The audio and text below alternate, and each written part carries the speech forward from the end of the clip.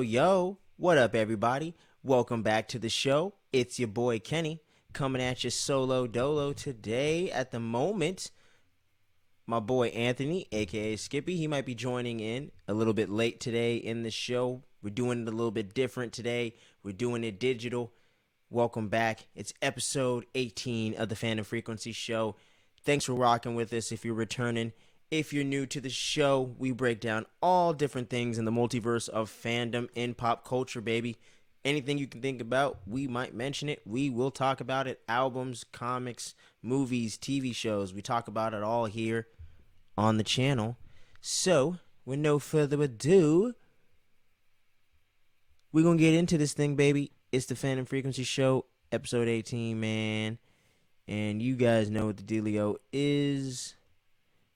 And we're going to get into it, man. We're covering Love and Thunder, The Boys, Miss Marvel. You know what I'm saying? A lot of big things going on in the world of superheroes. Make sure you click the like and subscribe button as well, guys. Before we move on through the rest of the show, we want to get those subscriber numbers up. And they've been growing slowly but steadily. I think we're around 45, 46. So we want to reach that 100 subscribers at least by the end of the summer. You know what I'm saying? By the end of the year at the latest, but we're trying to reach 100 subscribers by the end of the summer. So make sure you guys click that subscribe button, share it with your friends, family, coworkers. Just make sure you let them know it's not safe for work.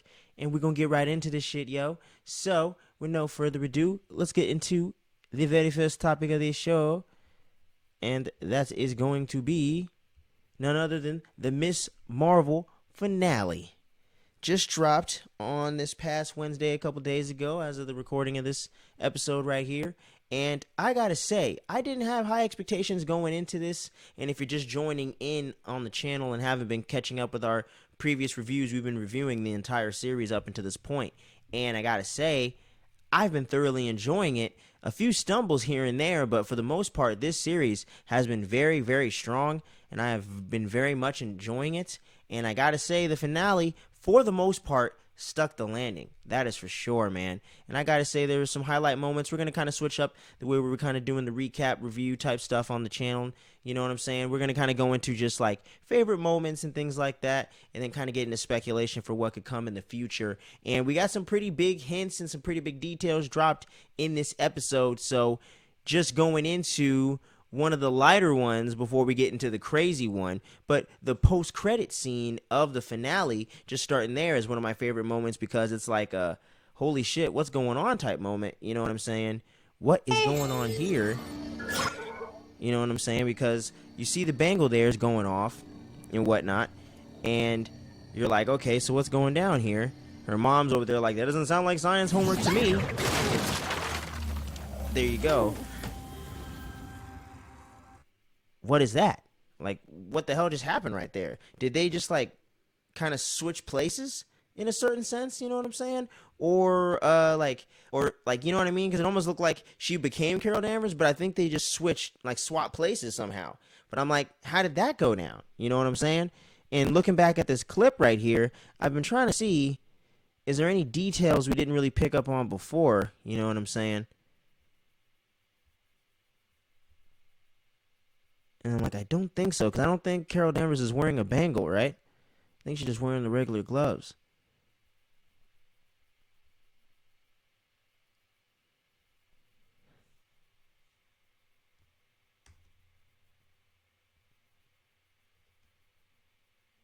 Yeah, man, I'm trying to see here. Let me analyze this a little bit closer one more time, because I don't think Carol Danvers is wearing another bangle, but I'm trying to see, maybe is that the way this kind of ties in together here? So yeah, see, it looks like she is wearing some kind of bangle or some kind of thing. So maybe that's the way that this all kind of ties in together. You know what I'm saying? So, yeah. So I thought that was a really cool, interesting moment for sure in the series. And overall, man, I thought that was just really cool and a great way to tie it in to Carol Danvers and her being Miss Marvel and her being Captain Marvel without shoehorning her into the series and letting Miss Marvel really establish herself as a character first. So I think that was a very strong choice by Kevin Feige and the filmmakers here, and I really dug that moment overall. And my apologies if things get a little glitchy here when I'm throwing clips in, you know what I'm saying? We just trying something new, ain't connected directly into the internet either. So bear with me with the Wi-Fi, y'all. But so some really great stuff there. And I thought another cool moment was when Kamran was using his powers against the damage control morons when they were trying to apprehend them and shit like that. And they started using live rounds on these motherfuckers. You know what I'm saying? Like that shit got pretty intense for a minute. Like it was pretty crazy, and it was kind of cool to see the way that he was kind of coming in and kind of had that villainous turn kind of teased there, and the kind of the dynamics and the way they kind of switched it up on us, where you would kind of think that Kamran might just go full villain right now, but as we see, it doesn't really go down like that. He actually kind of stays on the good side of things, and things kind of work themselves out, and Miss Marvel, aka Kamala, ends up getting him out of there, and things end up working out from there. So I really dug that moment, and just that moment there in the bathroom and everything when he's like, yo, what happened to my mother and all that stuff. And then the way that carries out to the outside of the school where he starts using his powers against them, and like almost like flips a car into the crowd of people that are out there protesting and whatnot. And luckily Kamala uses her powers to block the car from hitting him. But damn, man, Kamran's gotta watch his cool, man. You gotta keep it cool, bro. Like, you gotta watch your shit, man. You almost killed a bunch of innocent people that weren't involved in the situation. So that's the thing where you gotta lead with your mind, not with your emotion. You know what I'm saying? So I really dug that moment and the way that all those character dynamics really played out there. And the way that, I thought the damage control overall as villains was kind of a weaker choice. I was kind of hoping Kamran's mom and the other clandestines were going to kind of be the main villains, the main focus, and kind of the whole conclusion was going to kind of happen here in this episode. But unfortunately, the way that they kind of paced it out between episodes 5 and this finale in episode 6 with that whole aspect was kind of, I thought, a bit of a weaker choice. But overall, I was still satisfied enough with the whole sonic weapons, with the Stark tech and all that stuff when they were chasing him throughout the school and everything like that. So I thought that still played pretty well. But overall, I thought that they could have did something a little bit more interesting with the clandestines as opposed to having damage control there in the moment to be the main villains. I think they could have swapped that around and kind of took care of damage control in the last episode, and then had the clandestines be the main threat in this episode, leading into Kamran kind of teaming up with Kamala maybe, and kind of teasing that villainous turn, will he, won't he kind of thing, but kind of do it in a different way where I think the tension of the conflict is still there, but you spin it in a bit of a different direction. And you still could have took him out the same way they did it. I just think doing it towards the end of the actual finale of the series would have crescendoed a little more organically, I feel. That was the only thing. I just thought there was a few clunky moments there in the way that things kind of tied up. But I love the way that Kamala got her costume from her mother and all that stuff, and the way that it looks very Pakistani, and the way that it's very authentic to her culture and stuff like that, while still being completely comic book accurate at the same time. I think is just great stuff, and what the MCU does the best, I think, with their costumes when they're done well. They tie in their own thematic character type building and moments and development with the costumes and with their gear and with certain things that they get.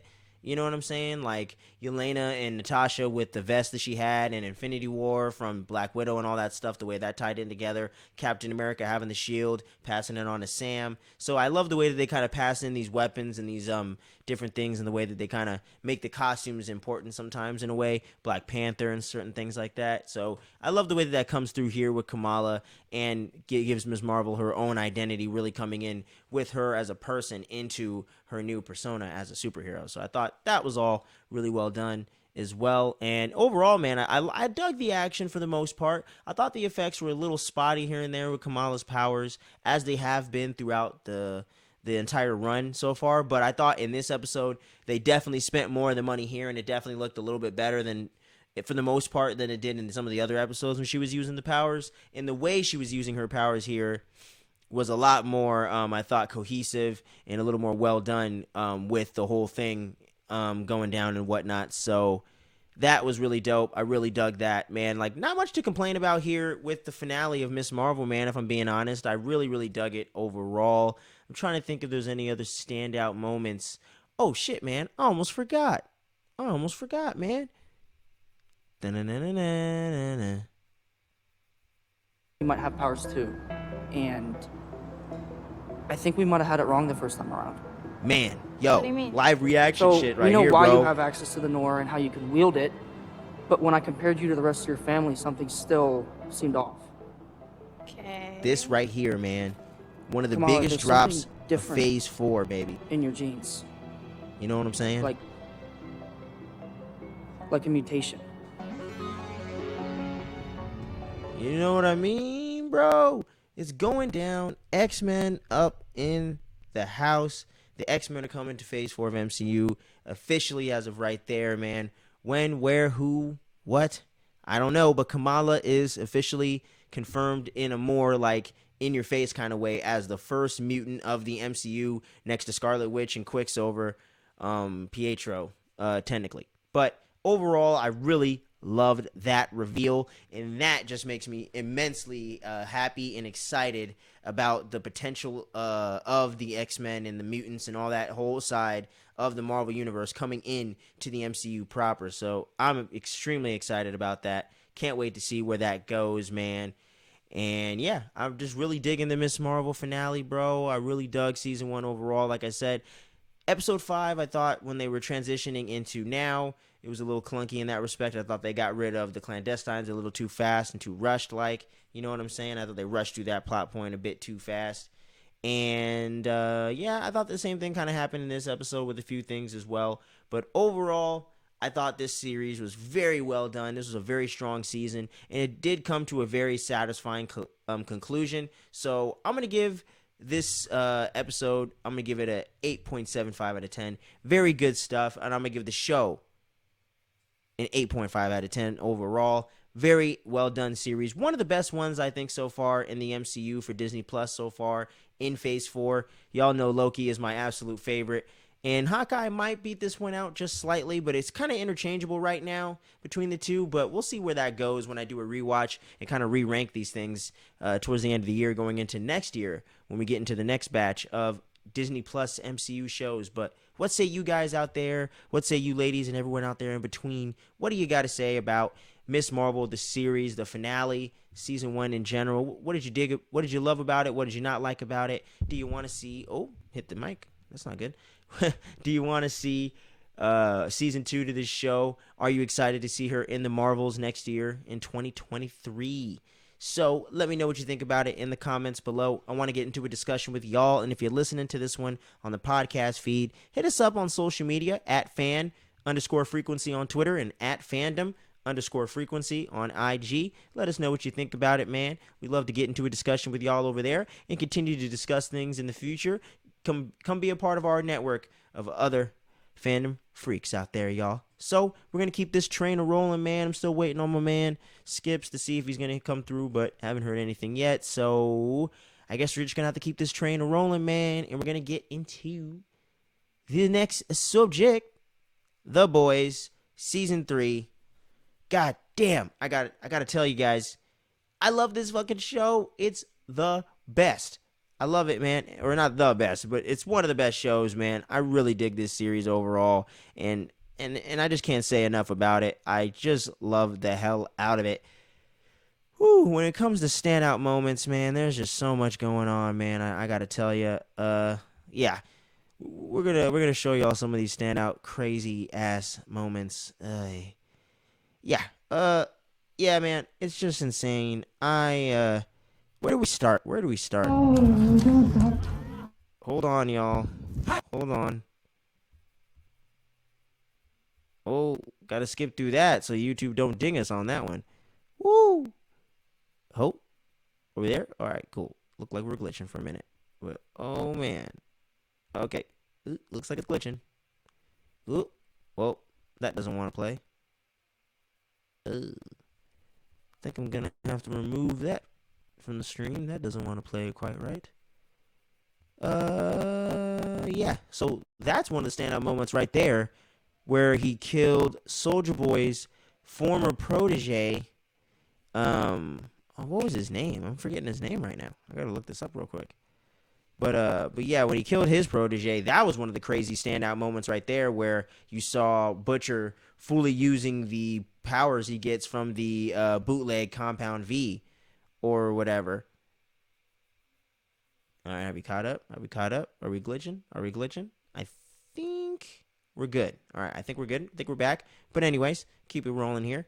But yeah, so that was one of the crazy standout moments, man. There's just so many crazy standout moments in this thing, man. And I gotta say, another one was just the whole reveal of Homelander being related to Soldier Boy through the fact that he ends up, doing his thing into a cup. They get his sample and create the next evolution of him in the Homelander. So it's like he's technically his son.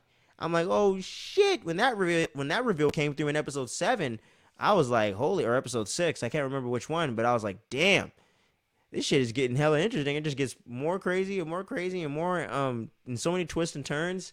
It's just crazy, man. And just when it comes to Homelander overall in this season, he continues to just entertain, make you hate him even more. But he is so unhinged in this season due to the fact of all the things that have gone down now in the first 2 seasons, and especially all the stuff that went down with Stormfront recently.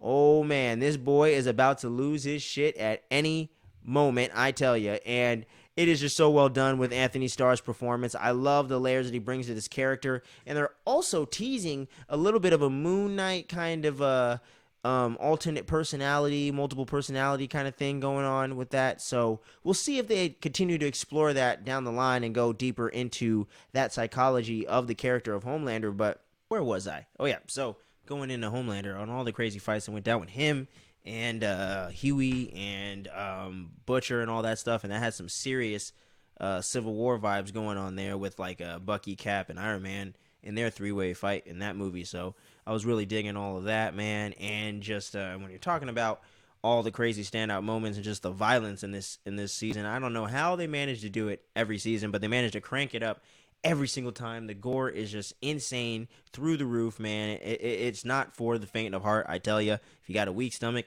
you don't like violence and gore and guts and all that, man, you better steer clear of this show, because it is not for you. But for all my horror fans and anyone that's kind of down with that kind of stuff, that likes that kind of carnage going down on screen, it is definitely for you. And yeah, there is no shortage of that in this season.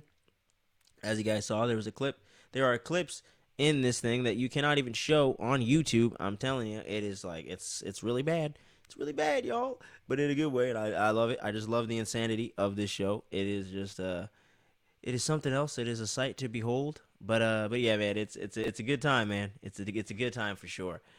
But yeah, man, and just when it comes to all the characters, man, in this season, I thought the one thing that they did so well in this season as opposed to last season, and kind of up in their game with season 1, but kind of taking that same approach, but kind of applying it here.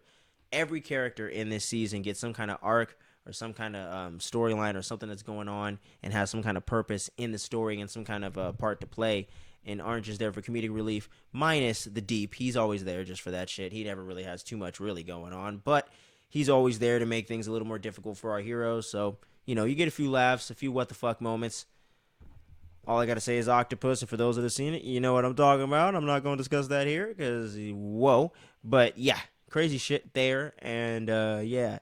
But I love all the character arcs that all the characters go on, man, with Huey dealing with the Compound V stuff and not giving into that addiction and realizing his own insecurities and having that whole issue with Starlight and all that stuff, and him not always wanting her to save him and stuff like that, and just him wanting to kind of take charge and kind of do that for a change, and kind of really realizing that he doesn't necessarily have to do that and put his life at risk in that way to make a difference and to actually be in charge or in charge of the moment and to save the day. You know what I'm saying? He can kind of play to his own strengths, and realizing that that's what real strength really is. Sometimes knowing when to step down and knowing what your strengths are and how to really go about doing things the right way. You know what I'm saying? And realizing that even if you don't have superpowers, you can still help out those individuals get rigged circumstances to like go in your favor. So I just really like the way that was kind of going in throughout the season, if I can actually get it out of my mouth. But anyway, but yeah, man. So I really dug all of that, and Butcher, man, he's always just constantly evolving as a character when it comes to Carl Urban, man, and he's always killing it in this series. And he definitely is starting to kind of soften up a little bit, especially compared to where we meet him in season one, man. And he's definitely going through a lot of shit, man, just dealing with the loss of Becca and all that stuff and trying to keep a relationship with Ryan. But that completely goes to shit because Ryan ends up going to team up with Homelander by the end of this thing. So that goes completely off the rails right there. And just the whole thing of him using the Compound V and then kind of dragging Huey down with him is like, oh, come on, Butcher, get your shit together, man. But eventually he realizes kind of what he's doing and kind of eventually kind of in his own fucked up way knocks Huey out so that way he doesn't take that other dose of Compound V, because if you take like 4 or 5 or 6 of them, man, like you'll just die. You know what I'm saying? Like there's a limit to how much of that bootleg Compound V you could be taking. So that all goes down because you're really worried for Huey for a minute. You're like, oh shit, bro. Like I don't know, homie might be addicted right here. I don't know if he's gonna stop using this shit.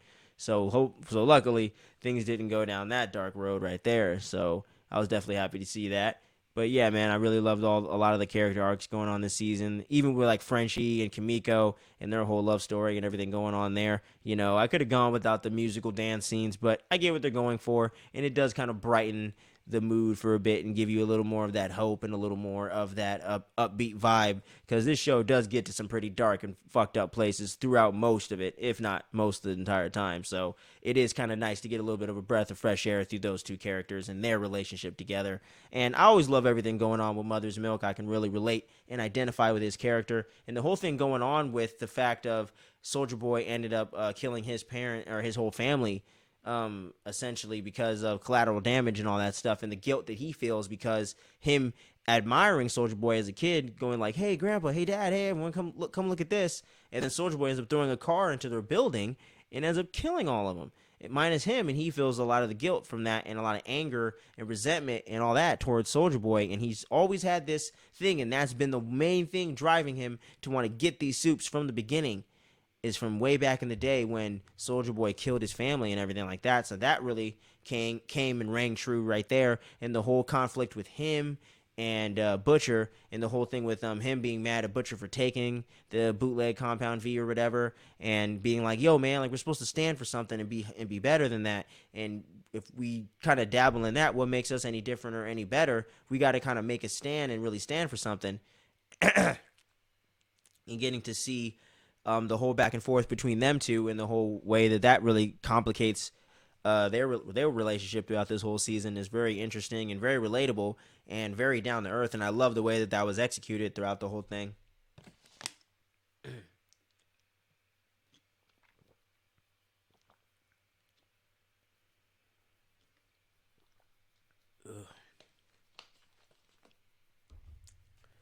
But yeah, man. So season 3, man, I gotta say is just pretty much flawless, man. I really can't think of any complaints for season 3. I'm trying to think of anything else that was a big standout moment. Any WTF moments?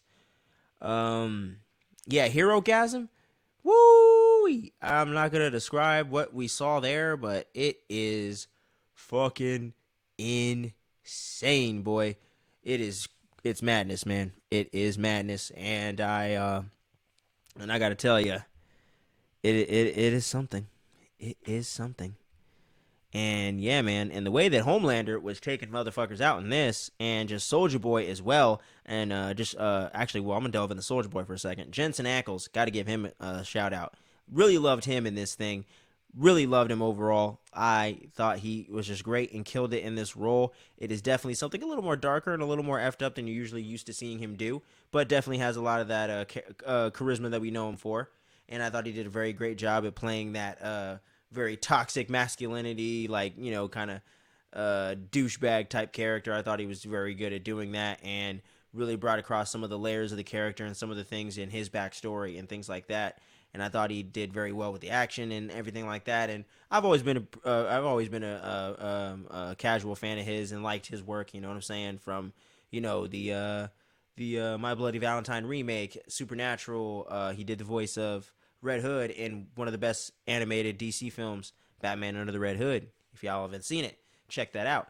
But yeah, man, so I just always have been a fan of Jensen Ackles, so I was very excited to hear him announced for this series. And this douchebag Captain America character is definitely so compelling, so well done, and he's almost as bad as Homelander, if not worse. And that whole dynamic with him and Homelander being father and son is just so damn compelling and so effed up at the same time. It's just so well done, man. I just love it.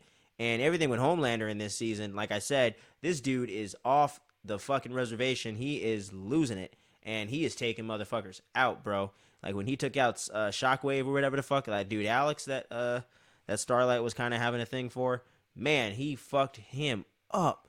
It was like some Michael Myers shit, bro. His whole like skull was like fucking mangled, man. And then he beat someone, and then Soldier Boy ended up beating someone else's head in, and that was pretty intense. Like made it cave into itself. That was fucking insane.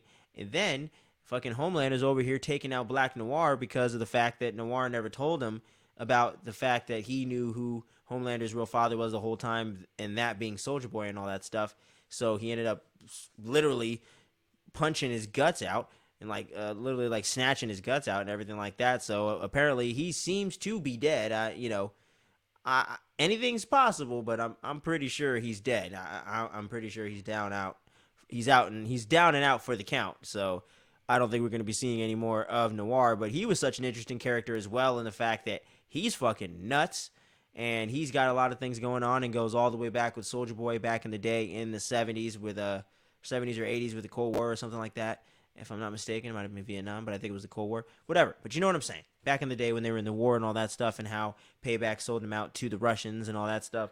That was just so damn crazy and effed up, and how all that leads into him wanting to get Payback against the team for selling him out and all that stuff, and them making that deal with, or him making that deal with Butcher to take out Homelander if they help him take out his team and all that stuff. And the way that it comes to such a confrontation there at the very end in the finale was so well done in the fact of that he was like, well, you're kind of a fucking pussy, Homelander, so I'm gonna take you out, and fuck you guys. I'm not gonna take him out unless I have to, but I'm definitely gonna take you out because fuck all of y'all. And then they're kind of teaming up in a sense to kind of take out Soldier Boy, which is very interesting. And then Ryan goes against everyone else, and then he's going to go team up with Homelander, apparently, as we see by the end of this thing. So that's going to go into a very interesting and I'm sure pretty dark and fucked up direction. So we'll see where things go. We'll see if he goes full dark side. You know what I'm saying? I'm not sure yet. I'm not completely convinced he's full dark side yet, but we'll see how all that goes down, man, for sure. But yeah, man, Boys Season 3, what else can I say? It's just so fucking well done. Excelente. Straight up, 9.5 out of 10. Not much I can say complaint-wise about this series, man, other than a few corny moments that I thought got a little too out there. It's just such a well-done season. But what says you guys out there? Let me know what you thought about The Boys Season 3 as well. We would love to discuss that with y'all. And let me know, what's your favorite and most effed up moment? Let me know your favorite, most effed up moment in the comments. I want to hear about that for the boys because, you know, there's plenty of fucked up moments. So let me know the most fucked up moment of the series. Drop it in the comments below. Or tag us over there on the social medias. Do all that stuff. We want to get into a fun discussion about The Boys with you, all beautiful people out there, and all you beautiful viewers out there. So, moving on up, and moving on out to the finale of this show. It is time for Thor Love and Thunder, the spoiler-filled review. Y'all been anticipating it, I'm sure. And we're getting right into this thing. And I've only seen it the one time, but I gotta say, I really enjoyed this film. It has been very, very divisive so far, man. But overall, I have very much enjoyed the film. And I gotta say that people are having a lot of complaints about the humor and things like that, and saying there's not enough serious moments. While I will kind of agree to a point with that, where I think the first half is lacking in the more of those serious moments, as that balance, I would say, with the humor. I would think a good 45 minutes in or so. I think that second half really packs a lot of that emotional depth and a lot of that heart and a little bit more of that kind of character building and kind of character development that people were kind of looking for, and kind of had a little more of that 50-50 balance in Ragnarok. So I do kind of understand people there, but overall, I do think that Love and Thunder isn't too far off. and is such an enjoyable ride from start to finish. And I gotta say, picking up with the fun thing we got going on with Thor and the Guardians of the Galaxy and all that, when he's running around with them and he's like over there acting like a hippie or whatnot and doing his thing, so many fun bits in this film, man. So much fun to be had with the character of Thor, and the whole introduction of the mighty Thor with Jane Foster. Gotta say, that was very well done as well. I very much enjoyed that. Excuse me. And that was very awesome, and loved her introduction in this, man, and all that good jazz. But kind of going in from each character to each character, so we kind of flip it up and do it a little different with this one. Picking up at Thor, I will say within the positives, there's a lot of fun to be had with Thor. He's definitely kicking a lot of ass, taking a lot of names, and being very funny. That's what we kind of expect from Thor at this point. And with Chris Hemsworth being Thor, that's kind of the whole reinvention that Taika Waititi has brought to this thing, and kind of the whole reinvention of the Thor character. Going after Dark World was such a terrible reception overall with the MCU fans. You know what I'm saying? Not necessarily a terrible movie, but very bad reception amongst fans and critics. So they definitely had to go in a new direction, and did so with Thor Ragnarok, which I say is a top 10 MCU film all time, baby, still to this day for me. So that's giving you a little hint right there for a future all time MCU ranking that we might be doing. We might have planned out. You'll see soon. Stay tuned to Don't Sleep, y'all. But anyways, getting back to Thor Love and Thunder. But yeah, man, so I really loved Thor Ragnarok and had a lot of high hopes for this one. And going into this with Thor, I very much enjoyed his characters for the most part, and thought that while he had an arc that we have seen similarly in other films in the Thor series so far in the MCU, it is an interesting aspect brought to it with him reconnecting with Jane and everything like that, and really making this a true blue, full-on love story, you know what I'm saying, that I think was actually pretty well done for the most part. And as some people will know, I'm not the biggest, romance guy per se, but when it's well done, I really do much enjoy it, you know what I'm saying? And overall, I did thoroughly enjoy Jane and Thor's romance, you know what I'm saying? And really loved that aspect of it. And all the action stuff that was with Thor and all the action scenes and stuff, that definitely didn't disappoint in the slightest. And yeah, man. And when it comes to the whole bit that was going on with Thor, Mjolnir, and Stormbreaker, with him seemingly Stormbreaker getting jealous of Thor still having feelings for Mjolnir and all that stuff, I thought that was such a funny bit that didn't overstay its welcome, but definitely was such a welcome and funny bit that I thought was played pretty well throughout the first half of the film. So I thought that was very fun and very enjoyable, and the whole introduction of that, of like, hey Mjolnir, come here, boy. I thought that was all very funny, and it was all it was a really funny bit, and loved all that stuff. And I thought the serious moments that Thor did have in this film played very well, and I thought Chris Hemsworth definitely delivered in the drama department when he needed to, and I thought that was very, very well done. And yeah, man, I definitely dug it. And yeah, so what else can I say, man? Chris Hemsworth is Thor. How could you not have a good time with it? But overall, I just think that the only negative I really have to say with his character is they didn't really fully move his arc forward too much, you know what I'm saying? And it is going to be interesting to see his confrontation going forward with that post-credit scene, because Zeus is not very happy with him after stabbing him with his own lightning bolt. So he's going to be very, very pissed about that. It seems like he's going to be sending Hercules after Thor. So that's going to be very interesting to see where that goes from here in a potential Thor 5 or whatever they end up doing with that. But it's going to be interesting to see where that takes Thor as a character and where that takes things overall in the MCU with Thor. But who knows? Only one way we can find out, once the next installment of the MCU drops, baby. But yeah, man. So going on from there, going to be getting into some other characters here in the film. And what else can I say, man? How is there any way that I am going to talk about this film and not mention the one and only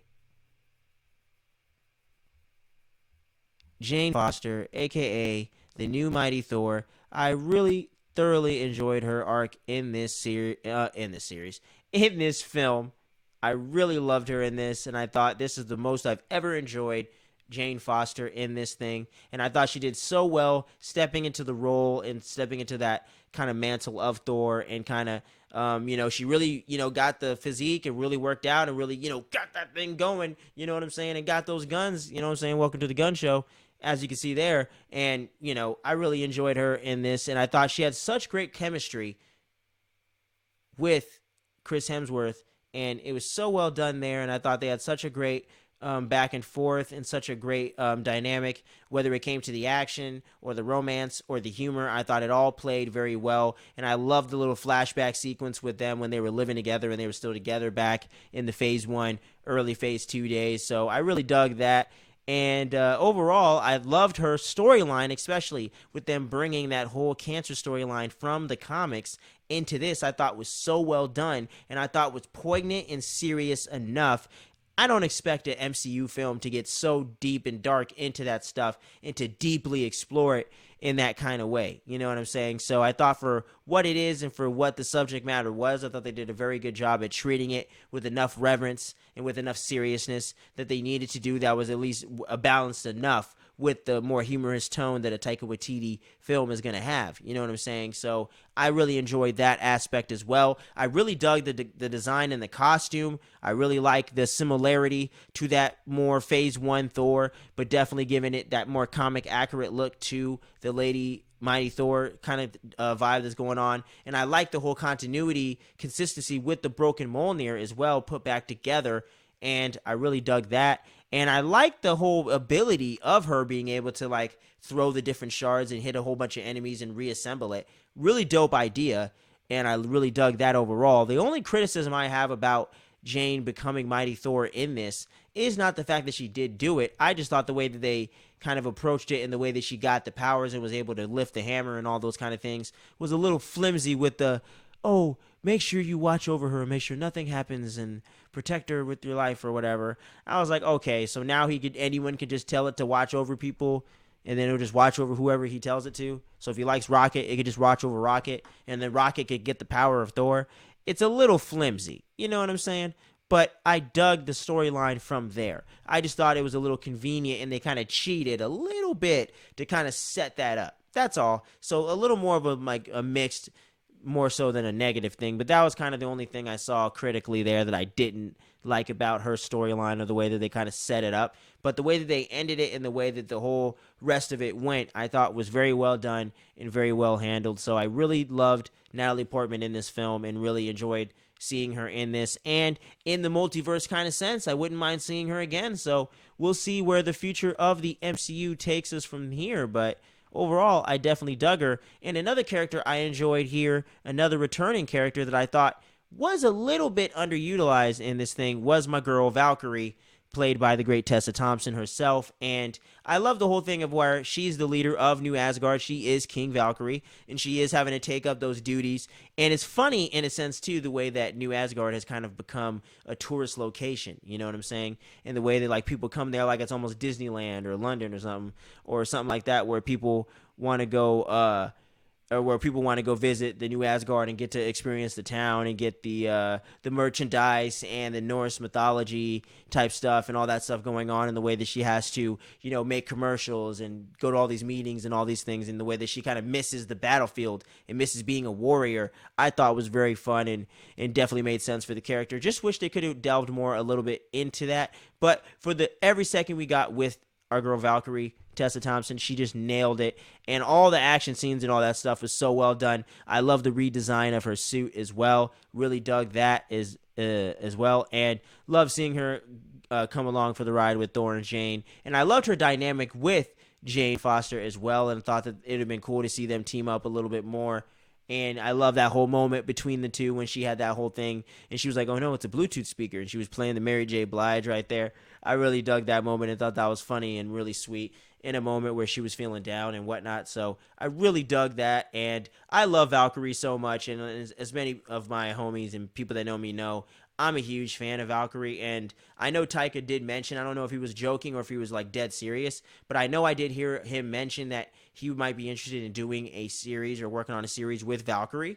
And I think that would be a fantastic fucking idea to work on that and do something with Valkyrie, because I think there's so much more that they could do with the character. And I think giving her like a cool mini series would give her enough breathing room to do so. And I think Tessa Thompson has more than enough acting chops and charisma and star power, I think, to really lead the series and really bring it in. And I think there is enough fans of her in the MCU kind of fandom that I think people would come out and support that in a big way. So I would love to see that.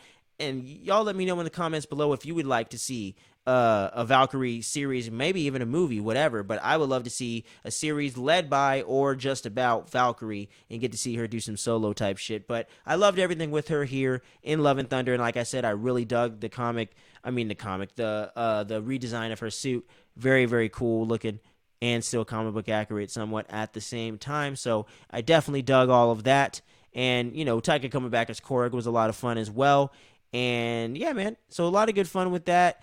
And overall, this was pretty enjoyable, man. Like I said, one of the only things, too, I would say negatively or more critically against this film is that it did get a little too jokey at moments. You know what I'm saying? But overall, that's a Taika movie, so I do expect there to be tons of humor and whatnot. But sometimes I just feel like he goes a little too heavy into some of that stuff. So overall, I did not enjoy some of the humor with it, but I thought overall I loved a lot of the humor with my girl Valkyrie, most importantly and more specifically, man. So I definitely dug all of that, and I forgot to get a picture in here prepped for the show here, but I really loved everything with Gore the God Butcher, Christian Bale. I absolutely loved his performance and thought he did so fucking well being that character, and he fully immersed himself in it as he always does as an actor, and I thought he did such a damn good job with that, and I loved it overall, and it was just so awesome to see him in the MCU officially,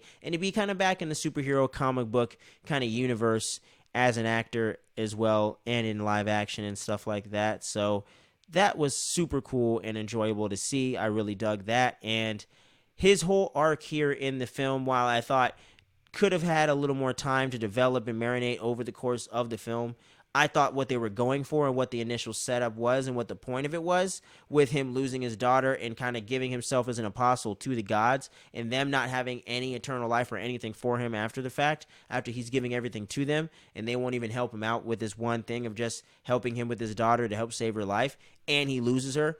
That's the whole thing that makes him turn, gets the necromancer's sword, and goes against I'm trying to remember if that was Ra or which god that was, but if y'all know, throw it in the comments, man. But I'm going to have to check that out. But I can't remember exactly which god that was. But he ends up taking out that god, as we see at the beginning of the film. And he goes on his rampage against all the other gods in the 9 realms. And Thor is on that list. You're next. So he's coming after them and all that stuff. And every second we got with Christian Bale as Gore the God Butcher was so fucking well done. I really love that scene with him creeping out the kids and all that stuff. I really dug the whole thing where when you go to his dimension where he's at or whatever the fuck, it's like all black and white. I thought that was such a cool stylistic choice that totally made sense for the character and for the story, but also added this really nice visual eye candy to it as well. So I thought that was well done. And all the action choreography done with Gore, I thought was very cool and very different to the way that Thor and Valkyrie fight, but is kind of complementary to it as well. So I really dug all of that. And the design that they did, the redesign from the comics to do in this live action film, I thought made a lot of sense and looked really good. So I definitely dug it overall. And like I said, nothing much more positive I can say about Christian Bale in this film. Like I said, I would just love to see more of that deleted footage that they have, more of the stuff they got left on the cutting room floor with Gore and other things like that, because I thought with a little more time to flesh out his character, I think he would have been literally like a top 3 to top 5 MCU villain of all time if he had a little more time in the limelight, a little more time to shine, a little more character development. I think would have done him a lot, would have went really far in getting him out there and defining him more as a character in this film. But overall, decent enough, good enough, kind of like Hela in the same way. Great actor, great performance, or great actress, whatever, great performance, good introduction, good design, all that stuff, but just needed a little more time on screen to kind of get the character across more and kind of get that up. So overall, dug him, but thought they could have did a bit more with him. But overall, I really dig this film. I had such a great time with it, and I definitely can't wait to see it again. And y'all let me know where this ranks for you in all 4 Thor films. Is it your favorite, your least favorite, somewhere in between? I would love to know in the comments below. For me, I'm going to give this film a 7.75 out of 10. I think it was a bit of a good bit of a step down from Ragnarok, but it's still a very fun, enjoyable ride in the MCU. Definitely a more unique entry in the MCU, which I do appreciate. And some of the tie-ins with the overall MCU and all that kind of jazz, I don't really see connecting in super as well as it did in Ragnarok and stuff like that. So that's kind of holding it back as well. And like I said, the humor is a little bit placed at kind of bad moments at times, like the near death of Lady Sif and whatnot. I do think the humor at times is at the expense of some of the more serious, a little more of that gravitas that we brought that was kind of in Ragnarok, that was balanced out just a little bit better. And yeah, I think some of the characters like Gore and Valkyrie really and only could have got a little more character development, a little more time to shine. And there was quite a few plot conveniences in there that kind of got placed in that I think does kind of drag down the plot a little bit. And the plot was a little more sloppy than I was expecting, or was hoping. It was a little more sloppy than I was kind of expecting it to be. So overall, it's a 7.75 out of 10. Very enjoyable film. Definitely can't wait to see it again. Can't wait to put it on that shelf over there. But if I'm going to be honest, it's not quite top 10 MCU category, but it's in that top 15 or just below that, barely. But what says you out there? We want to know what y'all think about it in the comments below. And I'm about to wrap this thing up, so it doesn't look like Skippy's going to be joining me, guys, on this show. So I guess it's going to end up being a solo dolo effort, but it was a lot of fun, guys, breaking it down with y'all, getting through all these dope TV shows and movies, man. We're playing a little bit of catch up there, but thanks for bearing with us, man. We got so much great content coming right down the line, guys. We got so much great stuff. Nope from Jordan Peele is just around the corner. She-Hulk is just around the corner, so we're going to be covering that as well. And I got some cool review series leading up to some cool movies and TV series in the next couple months that are going to be dropping. So stay tuned for that. Keep your eyes peeled for that. And make sure you stay tuned and don't sleep on us ever. And until next time, peace out. Stay safe. Much love, y'all.